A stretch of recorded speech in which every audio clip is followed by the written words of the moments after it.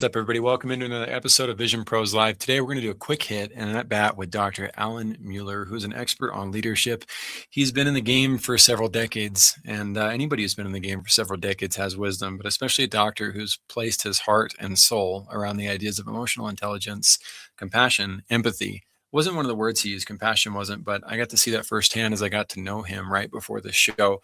He had a great interview as well with Ryan Westfall of 537bd.com.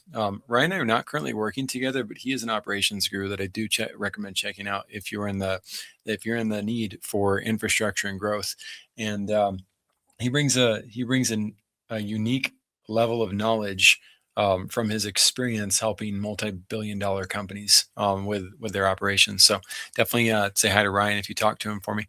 Then there's these sponsors up here. These are other resources. I just love connecting visionaries with potential assets so that you guys can do the best that you can with your own visions. And so Journey to Wellness up here, we're actually rebranding Journey to Wellness right now to drshannon.com. Dr. Shannon and Dr. Justin Pierce help people with their wellness. And I've sent several friends and family members to them who had what were considered chronic illnesses that were almost uncurable, things like Crohn's disease. Now, I'm not a doctor, but I know that everybody that I've sent to Shannon has raved about what they've learned and about how much she's been able to help them. And they've never been able to find help in other areas of the market. So definitely check that out if you've got health issues. She specifically specializes in helping women, by the way. Then there's Jennifer Reed with Practice Makes Permanent.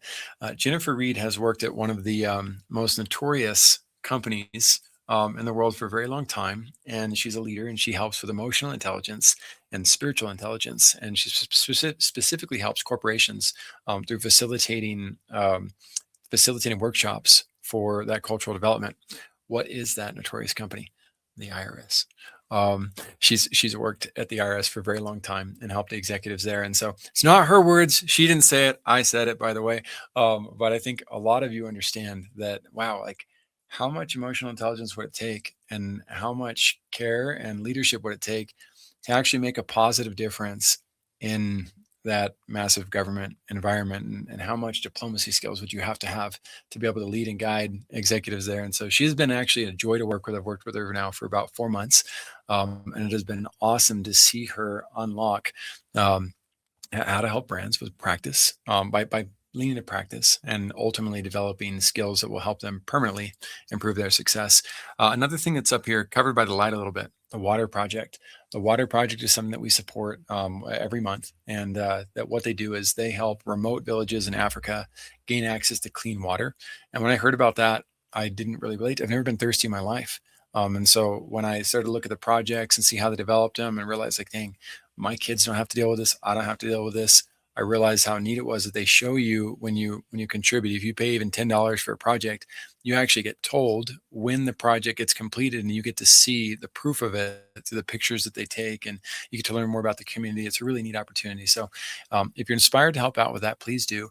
And if you've got something else in your heart and mind that you need help with, if you've got a crowdfunding project for a friend, or if there's some other cause out there that you want to mention, just drop it in the comments and give me a chance, because I would love to see it. I will personally take a look and see what the cause is, and I might even bring it up on the show if it inspires me. So without further ado, let's bring Dr. Alan Mueller back on. Dr. Alan, thank you for being here. And I know you said only with the robe could I call you that, but it just comes out naturally. So Alan, it's great to have you on the show. It's all good. And I love that you mentioned Tim Duncan, because he actually went to college about 20 minutes from me. And Wake Forest. Wake Forest. And I was a band nerd in high school, and I got to play in the Wake Forest pep band when Tim Duncan was playing in college. And so got to see him live at Lawrence Joel Coliseum do his thing. And you're right, fundamentals, right? And it's yep. I love, and I'm going to be very nonpartisan here. I love Mike Krzyzewski and Roy Williams. This is Duke and UNC's head coaches. And if you're not from the East Coast and you don't know how serious the rivalry is, just imagine. I'm not going to tell you who I pull for. Oh no. But just imagine Yankees, Red Sox, or Michigan, Ohio State, or, big, serious rivalry that tears families apart, right? But both of those coaches understand that teaching the fundamentals is critical. And something else they understand is that no one loss is the end of the world. Losing a game is not the end of the world. It's a learning opportunity. And so that's what I love about those coaches like Roy Williams, like Mike Krzyzewski, who they understand that we're all going to mess up. We're all going to mess up. So let's normalize that. Instead of shaming it, blaming it, doing a little happy Right. dance when someone at work messes up. What if we turned it into every time it's a learning opportunity? And so the Huge. best organizations that I work with understand at the fundamental level that mistakes are going to happen. And outside of the life-threatening ones, outside of those, mistakes should be embraced as part of learning and growing and getting better. Huge, huge. I love that you mentioned it, and that will actually lean into my tip. And so I'll lead the way on this. Give you a little bit of time to think through what's your advanced tip that's there. And the neat thing is, this advanced tip can be used by all of you newbies as well. When it comes to the world of sports is one of the best business organizations or industries in the world. And you have so much transparent access. I can see win records. I can see loss records. I can see contracts that were canceled. I get to hear about the gossip.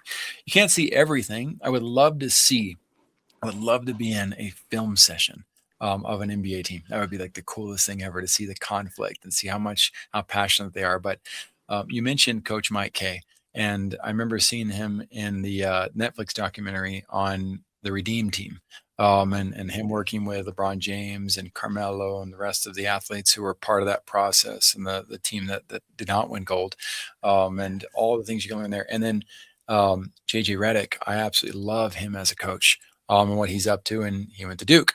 I'm a Tar Heel. I'm a North Carolina fan through and through. So that was a pill to swallow. But then he came out with the Mind the Game podcast with LeBron James. They started to reveal all sorts of cool secrets and stuff. But all of you leaders out there, just as Alan talked about, we can glean so much by watching those organizations, seeing how they interact with their teams, seeing how their team members interact with them. Again, looking at contracts, there's so many elements you can learn from. And I think the best leadership comes from just continuing to do our best to learn what else can I do to up my game and to be of better service to those that I love and those that I serve. So, Alan, how about you? How about on your side? To me, the number one thing for advanced leaders is curiosity. And this can fare you well even if you're a newer leader. But we're in the information age, and we're also in the misinformation age, all at the same time. And that's tricky, right? I think that several years from now, and I hope it's soon, we will be in what I'm calling the discernment age. And the discernment age isn't necessarily what's factual or not, but what's the most important fact. And curiosity, as someone who grew up Gen X, I'm going to tell you that there were times I'd be sitting at a restaurant with people and we'd be arguing about who an actress was in a movie or an actor was in a movie. And there was no way for us to check it. In other words, all of us know the internet now, and I can pull up the internet and I can tell you if Kevin Bacon was or was not in that movie, right? But in the 70s, 80s, 90s, as I was coming up, I think curiosity was more alive because you didn't have the answers in your pocket in the form of a smartphone. And so I think that as more quote unquote information is more available to us, I think it's hurt our ability to be curious. And when I say curious, I mean curious about your own culture, curious about others' cultures, curious about processes and how things work. There's a company called Gore-Tex that I think made refined plastics. And in their business model, they cross-trained as many people as they could. So they had people who were in HR getting on the factory floor, and people who were in research and development getting into other aspects. They called it the Gore-Tex model. And so it was this idea that we should foster curiosity between departments, because that helps us. So many organizations I work with, they're departmental rivalries. So one department doesn't like this department, or that one's more well-funded or whatever. And trust me when I say, if you can do the experiment of sort of moonlighting in a second department and learning some of what they go through and get curious about that part of the operation, it does so much for your leadership culture. It really does. Yeah. It's huge. I love that you mentioned it. I'll give a shout out to Coach Fletcher Ellingson as well, who's been a co-host of the show and is also my personal coach. He is huge on curiosity and creativity. And so the formula that he taught me about that was when, before getting upset, before reacting to things, follow this thing called POC. And that's to pause, be present, get open, get curious, and be confident that all things will work out. Right. You follow that process. Curiosity is so critical to that component of like, well, if I get open and I still feel angry or upset or frustrated about something, well, I'm not allowing myself to get curious. Yeah. about it. But if I get curious, I can find out like, oh, what was their real intention? Yeah. What were they really trying to accomplish? What is the positive that comes out of this challenge? There's Yeah. so many great opportunities there. So Alan, I absolutely love what you just put down.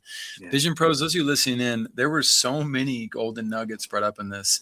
And we're going to keep it to a shorter episode today, but I want to double down one more time on what Dr. Allen's theory is. I hadn't coined this or put this on. I'm glad you coined it because you deserve it, and you've now unlocked my mind to it.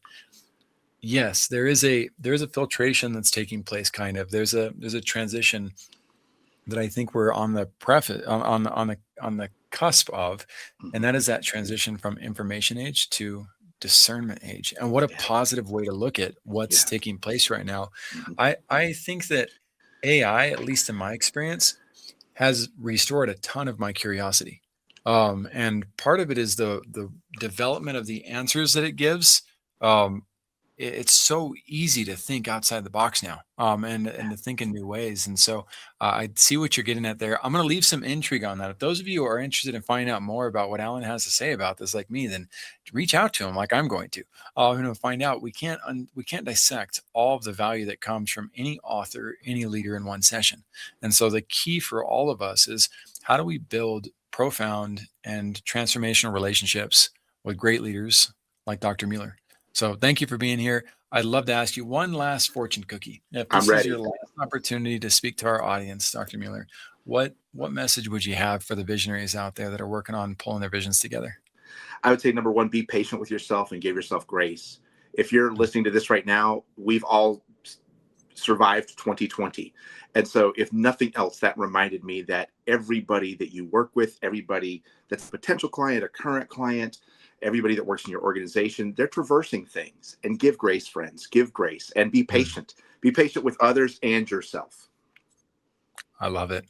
We hope you subscribe. We hope you give us grace as we continue to learn. Vision Pros, have an awesome time building your vision. Make it a great year. And we'll see you in the next episode. Take care, everybody. Thank you, Alan.